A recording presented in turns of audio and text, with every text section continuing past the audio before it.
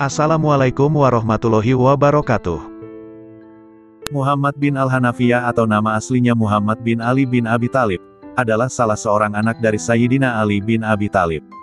Ibunya adalah Khawlah bin Ja'far dari Bani Hanifah, yang dinikahi Sayyidina Ali setelah wafatnya Fatimah Az-Zahra putri Nabi Muhammad. Ia lahir sekitar tahun 636 di Madinah, yaitu pada masa pemerintahan Utsman bin Affan. Muhammad Al-Hanafiyah lahir di akhir masa Khalifah Abu Bakar As-Siddiq radhiyallahu anhu. Beliau tumbuh dan dibesarkan di bawah bimbingan ayahandanya, Ali bin Abi Thalib. Dari ayahnya itu dia mewarisi ketekunan ibadahnya, sifat zuhud, keberanian dan kekuatannya di samping kefasihan lidahnya. Siang hari, beliau menjadi pahlawan di medan perang dan menjadi tokoh dalam jajaran para ulama. Di malam hari beliau adalah rahib di saat mata manusia tidur terlelap. Ayah beliau Sayyidina Ali radhiyallahu anhu telah menggemblengnya di tengah kancah peperangan yang diikutinya. Dipikulkan kepadanya beban-beban berat yang tidak pernah dipikulkan kepada kedua saudaranya, Hasan dan Hussein. Namun sebelum saya melanjutkan, silakan Anda subscribe channel ini dan tekan tanda lonceng di bawah ini agar channel ini bisa lebih berkembang dan bisa memberikan yang terbaik untuk Anda semua. Terima kasih.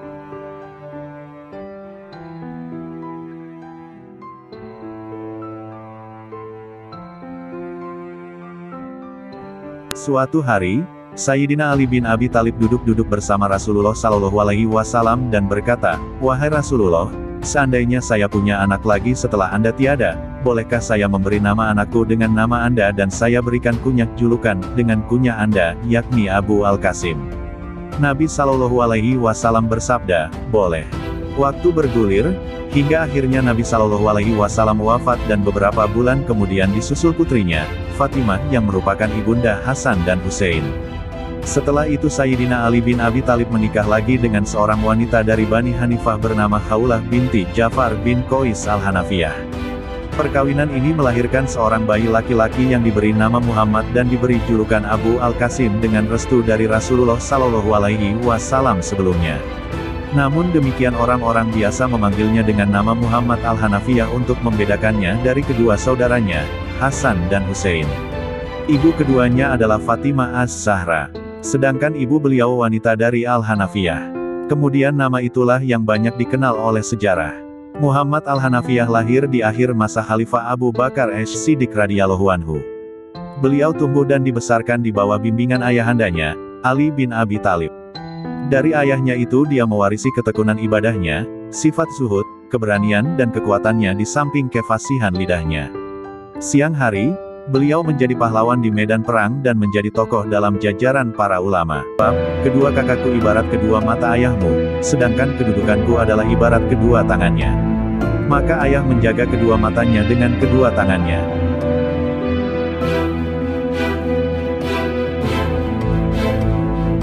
Suatu ketika terjadi perselisihan dan menyebabkan saling menjauhi antara Muhammad Al-Hanafiyah dengan kakaknya, Hasan bin Ali. Kemudian Muhammad bin Al-Hanafiyah menulis surat kepada Hasan sebagai berikut. "Sesungguhnya Allah memberikan keutamaan kepada Anda melebihi diriku. Ibumu adalah Fatimah bin Muhammad bin Abdillah Shallallahu Alaihi Wasallam, sedangkan ibuku adalah seorang wanita dari Bani Hanifah. Kakekmu dari jalur ibu adalah Rasulullah pilihannya, sedang kakekku dari jalur ibu adalah Ja'far bin Qais. Jika suratku ini sampai kepada Anda, saya berharap Anda berkenan datang kemari dan berdamai, agar Anda tetap lebih utama dariku dalam segala hal." Sesampainya surat tersebut, Hasan bergegas mendatangi rumahnya untuk menjalin perdamaian. Ketika terjadi perang Siffin yang meletus antara kelompok Ali Abi Thalib dengan kelompok Muawiyah bin Abi Sufyan, Muhammad Al-Hanafiyah memegang panji-panji ayahnya. Tatkala perang berkobar, korban berjatuhan dari kedua pihak. Terjadilah suatu peristiwa yang kemudian diriwayatkan sendiri olehnya. Beliau menuturkan kejadiannya, "Ketika berada di Siffin kami bertempur melawan sahabat sendiri, Muawiyah. Kami saling bunuh, hingga kami menduga tidak akan ada lagi yang tersisa dari kami ataupun mereka. Aku menjadi sedih dan gelisah karenanya. Tiba-tiba aku mendengar suara teriakan dari belakangku, 'Wahai saudara-saudara muslimin, ingat Allah, Allah, wahai saudara-saudara muslimin. Allah, Allah, sisakan orang-orang kalian, wahai saudara-saudara muslimin.' Seketika itu aku tersadar dan berjanji tidak akan mengangkat dan membunuh senjata lagi melawan seorang muslim pun sejak hari itu. Pada gilirannya, Sayyidina Ali syahid di tangan orang-orang yang zalim dan durhaka dan khilafah pun jatuh ke tangan Muawiyah bin Abi Sufyan. Bahkan Muawiyah meminta Muhammad Al-Hanafiyah agar sering-sering mengunjunginya. Beberapa kali Muhammad berkunjung ke Damaskus untuk menjumpai Muawiyah radhiyallahu anhu.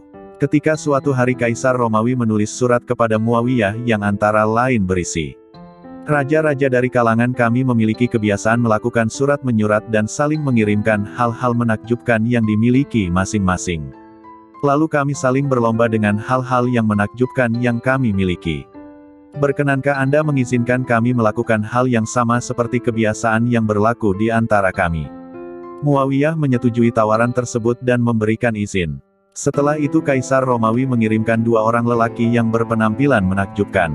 Yang satu luar biasa tingginya dan besar perawakannya seakan ia adalah pohon besar menjulang di tengah hutan, atau suatu bangunan yang besar.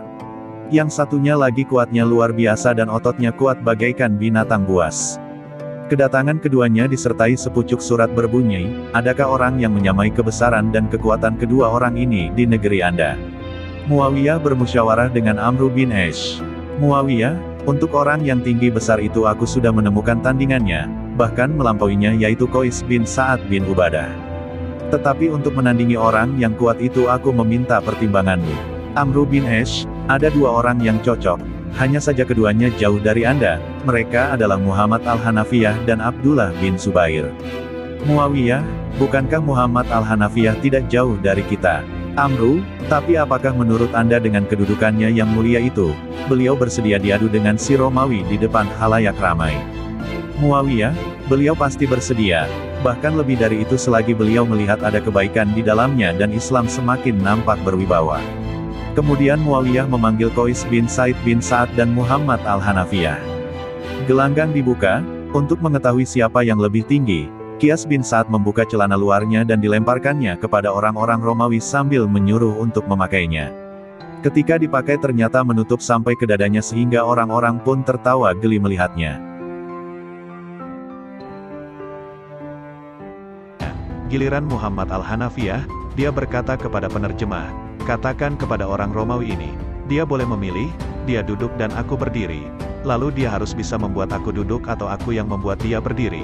Boleh juga kalau dia memilih berdiri dan aku duduk." Orang Romawi itu lebih memilih duduk. Kemudian Muhammad Al-Hanafiyah memegang tangan si Romawi sampai rasanya nyaris putus dari pundaknya dan akhirnya dia terduduk di atas tanah. Akhirnya, kedua orang dari negeri seberang itu pun pulang ke negerinya dengan membawa kekalahan dan kehinaan.